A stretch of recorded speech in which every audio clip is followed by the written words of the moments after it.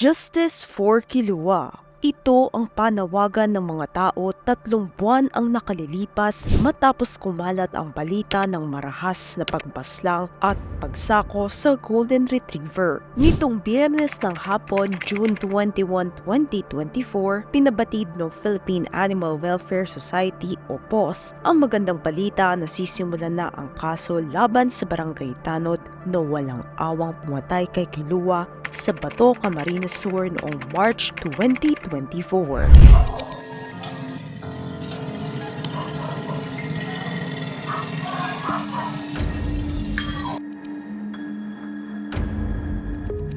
Natukoy na ng piskal na may probable cause ang akusadong si Anthony Solares sa pagdabag ng Animal Welfare Act. Depensa ng akusado, kaya niya raw sinaktan ng aso dahil nakawala ito at kakagatin umano nito ang kanyang anak. Pinabulaanan naman ng fur parent ni Kilua ang akusasyon at nilinaw na di niya napabayaan ang alagang aso.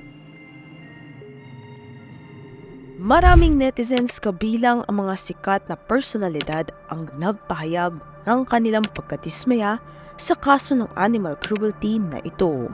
Bagamat mahaba-haba pa ang prosesong pagdadaanan ng fur parent ni Kilua, isang malaking development ito sa pag-usad ng kanilang kaso laban kay Solares. Kung mapapatunayang guilty sa kaso, nakaharap si Solares sa hanggang 3 taong pagkakakulong at multa na nagkakahalaga ng 250,000 pesos.